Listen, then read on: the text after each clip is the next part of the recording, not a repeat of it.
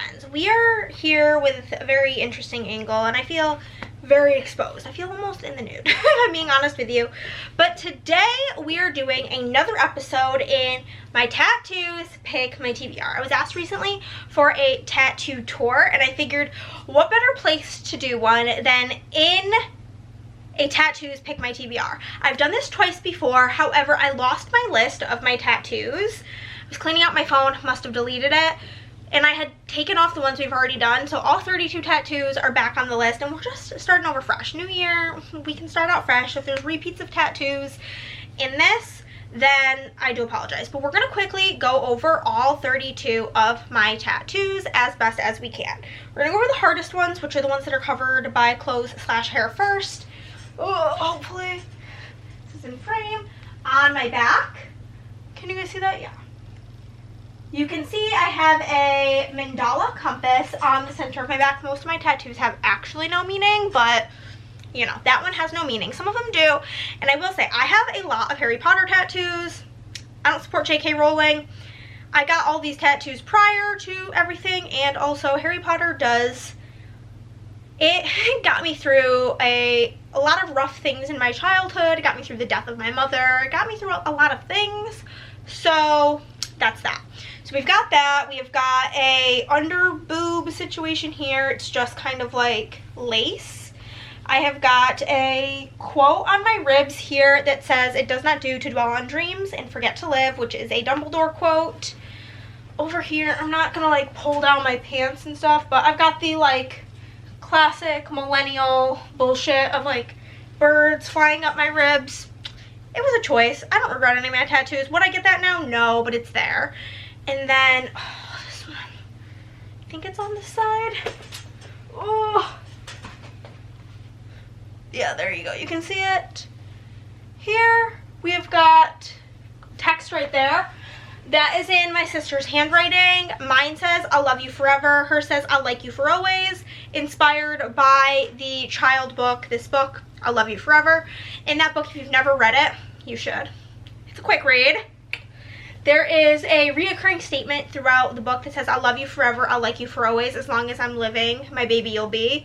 And me and my sister have we've gone through a lot in life together. So that's my torso. Then I have most of my left arm tattooed. I just need to get filler work done, but all of my tattoos have been done back home in New York, so I want to get this arm finished by the person who started it. But this is all kind of like the dark side of Harry Potter themed, so we will get close. Here we have this main focal piece, which is the Riddle family grave. You see this in the fourth movie, where at the end of the Triwizard Tournament, but we've got the like headstone here, as well as the like thing that says like the family names on it. We have got Lucius Malfoy's Death Eater mask on my elbow. On my inner bicep, we have got Sirius Black's Azkaban prison plaque. In my ditch, I have got the Chamber of Secrets door. We've got the Dark Mark. I have here Voldemort's wand. Then on the top of my arm, we've got a Thestral. So that's this arm. This arm's currently blank. Then we move into my legs. This is where things get a little bit tricky. Okay, we'll just go top to bottom, or we'll go leg from leg. Here we have got a Dementor, which I did get. This one does have a meaning. I got this tattoo 3 months after my mom died, and if you know anything, Dementors kind of symbolize depression and like all of the happiness being sucked out of you.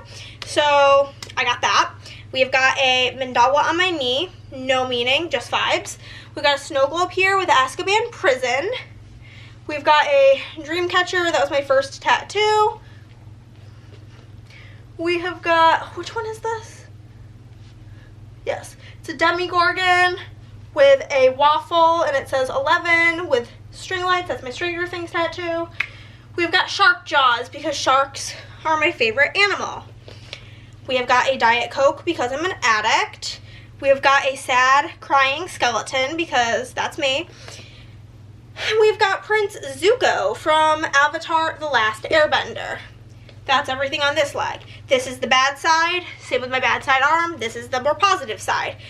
We have a Patronus. I got this Patronus about a year after I got my Dementor, as I was coming out of that deep, deep, deep heartbreak. We have got flowers. The rose is for my sister, the lily is for my dad, the daisy is for my mom, and the hydrangea I picked. We have got a rose on my knee. No reason, just vibes. We have got Elsa's castle. I love Frozen. We have got C-3PO, I think, and it says, oh dear. Ironically, I got that a couple of days before lockdown started. We have got Christmas string lights here because I love Christmas. We've got Pikachu because I'm a Pokemon girly.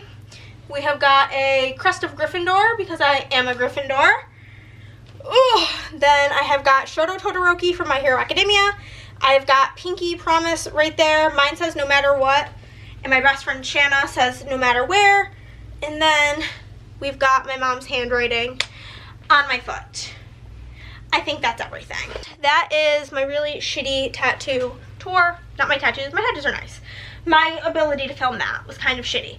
But the way this is going to work is I have a list in my phone of all 32 tattoos that we just went over. I'm going to use a random number generator to pick a number between 1 and 32. And then we will pick a book that I feel works for that tattoo. So we're gonna generate, and we've got 20. What is number 20? Number 20 is, I typed that wrong, is Zuko. That's a pretty tricky one. Okay, so we've got Prince Zuko. He's right here. He's a firebender, so maybe something with fire on the cover could work. There is a series that's called the Avatar Chronicles, but I'm currently caught up on it, so that wouldn't work. And Avatar: The Last Airbender is technically not anime because it's not Japanese, so I can't really pick a manga and feel good about that. So I think my best case scenario would be to pick, it's hard to tell because I could pick a book where it's like the guy's kind of like a bad boy, but then he like turns good, but that's kind of hard to determine from the get-go. So I'm gonna look for something maybe with that vibes or something with fire. Let me go look. I think this is gonna be our best choice. I have no idea what this is about. I just know that there is without a doubt fire on the cover. This is called Under the Same Stars by Libba Bray. I believe this had really good reviews when it came out. I think this is YA historical, dual timeline. It's giving for sure something I will be listening to. Whoa. On audio, that looks crazy. But I think that the fire is giving Zuko, correct? And there's red on the sprayed edges. I think this works. So, this says, you would like me to tell the story. New York 2020. As the world stills around them, best friends Miles and Chloe keep each other afloat with late night phone calls and true crime podcasts. When an unexpected package from Chloe's grandmother arrives, it plunges them into their own cold case investigation. 2 unidentified teenagers who went missing in a German forest 80 years ago.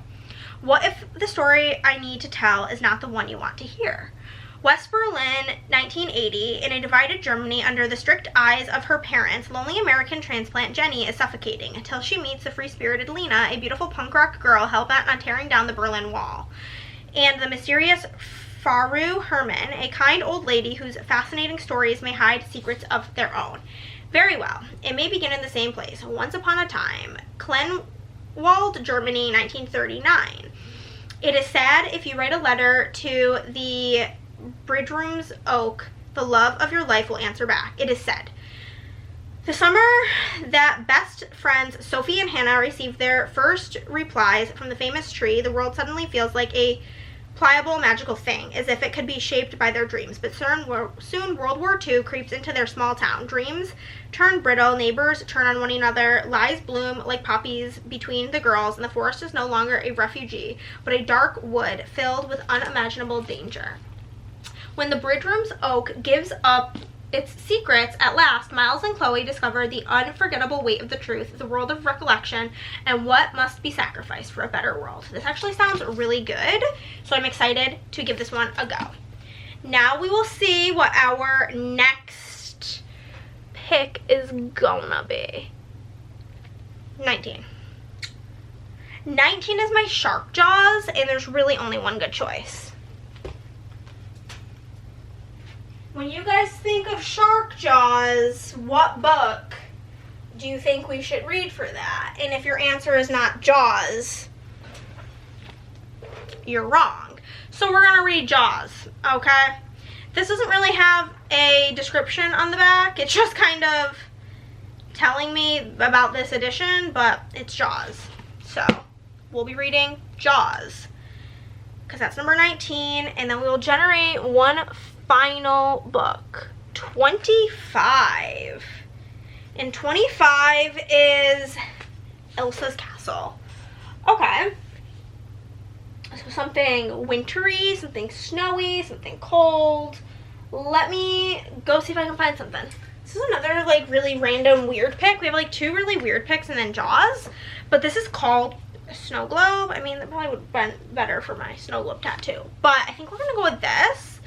This is The Hunger Games meets Squid Games in Soyoung Park's dystopian thriller, Snowglobe. This is so pretty on the inside. Also, is the naked hardcover cool? Oh yeah, very snowy. So this says, enclosed under a vast dome, Snowglobe is the last place on Earth that is warm. Outside Snowglobe is a frozen wasteland, and every day citizens face the icy world to get their jobs at the power plant where they produce energy. Snowglobe needs to keep running. Their only solace comes in the form of a 24-hour television programming streamed directly from the domed city. The residents of Snowglobe have everything: fame, fortune, and above all, safety from the desolation outside their walls. In exchange, their lives are broadcast to the less fortunate and who watch eagerly, hoping for the chance to one day become actors themselves. Shobam lives for the time she spends watching the shows produced inside Snowglobe. Her favorite, Go Around, starring Go Haori, Snowglobe's biggest star, and it turns out the key to getting Shobam her best life, because Hari is dead and Shobam has been chosen to take her place. Only life inside Snowglobe is nothing like what you see on television. Reality is a lie, and truth seems to be forever out of her reach. So that is what we're gonna go with. We're gonna be reading Snowglobe, Under the Same Stars, and Jaws. Let's get into it. Okay guys, we're gonna start this video with the book that I have the lowest expectations for, and that is Snowglobe, because this has a 3.5 on Goodreads, which is pretty low. However, there are some books, like My Roommate is a Vampire, that has like a 3.5 and it's a 5-star read for me. So you really never know, and the audio for this is only 10 hours, and I listen at 3 times speed, so it's only gonna be like 3 hours of my time. I have a lot of work to do, so we are gonna go get started on this book, and I will check in with you guys when I'm about halfway done.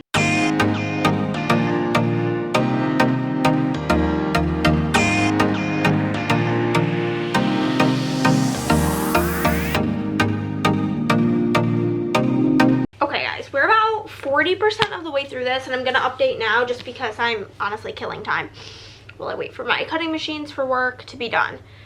But this is giving 3-star energy. Like, it's just fine. There's nothing bad, nothing great happening. But this is basically about this, girl, forgive me, I don't really know the names of the characters because this is a translated book. So I don't really remember. Their names are Chobam and Gohari, I think. And so basically, in this dystopian world, there is like the weather is just like -50 degrees at all times. However, there is this one temperature controlled, essentially a big snow globe where high profile people live, and it's essentially like their reason for living there is they're like, the way they're able to live there is they're basically all actors in this reality show.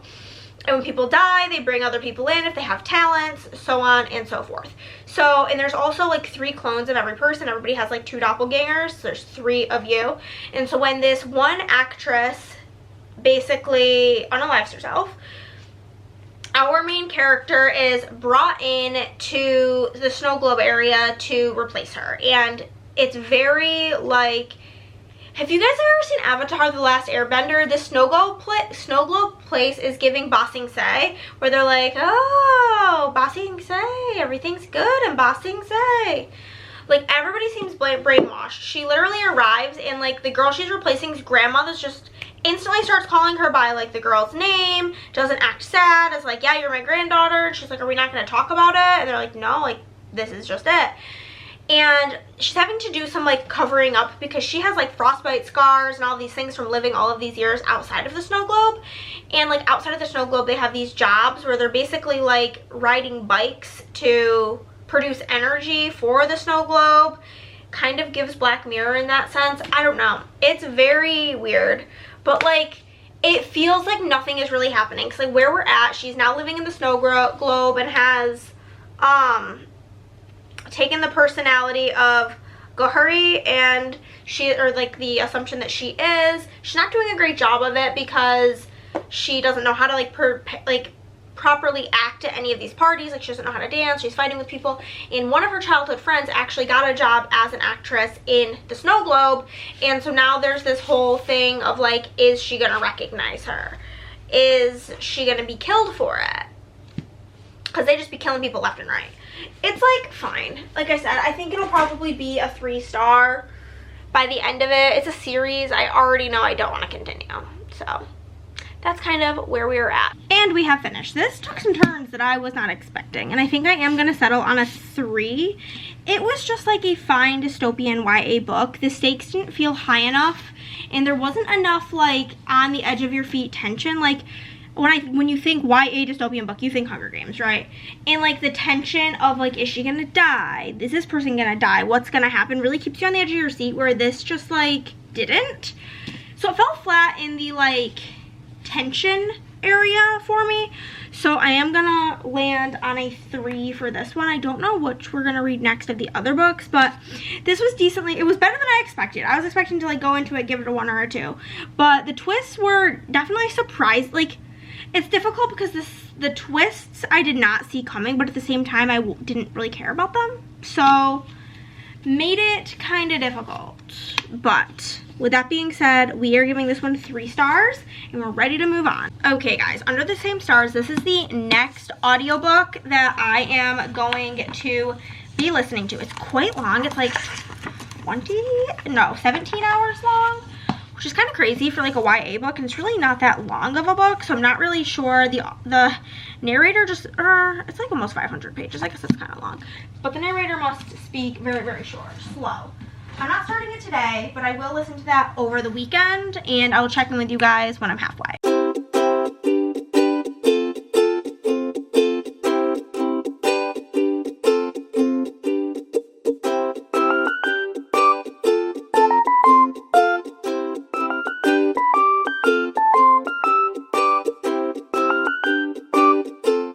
Guys, I hate to do this. I'm only 12% into this book, but I just don't care.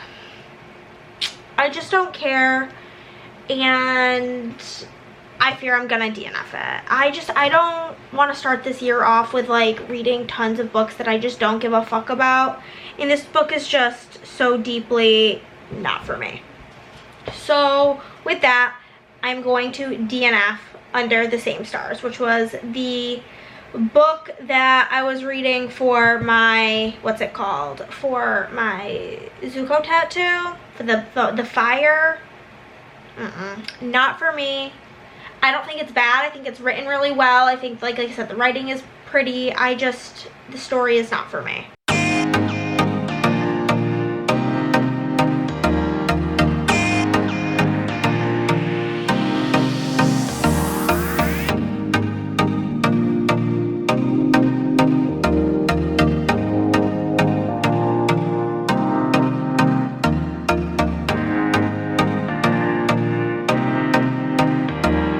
Okay friends, we are about 70% of 66, okay, percent of the way through Jaws by Peter Benchley. I am liking it so far. I'm annoyed because like the first like 20% of the book felt like it was going to be a 5-star. Now it's definitely giving 4 maximum. So if you don't know, I don't know how closely this follows the movie. I've seen the movie one time in Spanish.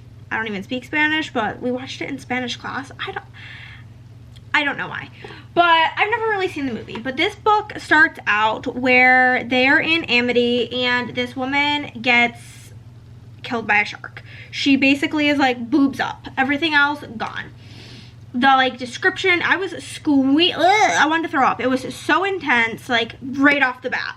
So that happens, and then like the guy who went on a date with her like can't find her. They get the police involved. The police are trying to decide whether or not they want to close the beach. They decide not to, and then more people keep getting killed by the sharks. And then the beach closes, which then causes all of this drama in this town because it is summer, and 90% of the business for all of the businesses, like the rental properties, the restaurants, every store gets most of their business during the summer, and this whole thing is like ruining the economy of the town. So they're kind of trying to go back and forth and weigh the risk reward of reopening the beach. So all of that is actively happening. Then there's this like weird side plot of, what's the dude's name? Brody's wife. She's something else, and she runs into this guy who's like a shark expert, and apparently it's like her high school boyfriend's brother. She wants to fuck him, and she's like sneaking away for lunches with him. I don't really give a shit about that storyline. I'm here for the sharks, and there's basically not enough sharks for me at this point. Where I am right now at 66%, they're deciding to reopen the beach, but with having cops patrol and having signs out like warning people of sharks, and I'm sure more people are gonna die.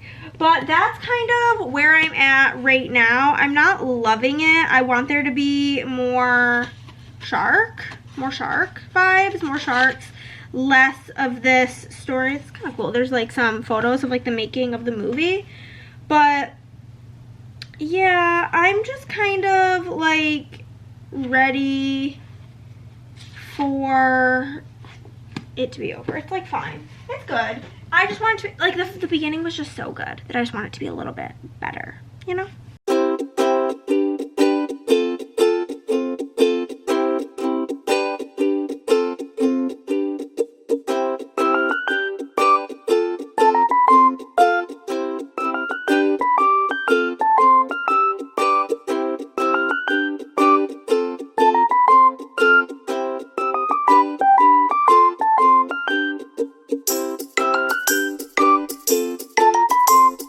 Well, y'all, this video is coming to a close, and it's not a very successful one. So, as you guys know, we DNF'd under the same stars, and I gave Snowglobe 3 stars, and I ended up giving Jaws 3 stars as well, which is really tragic because the first, like, 20% felt like it could be 5 stars.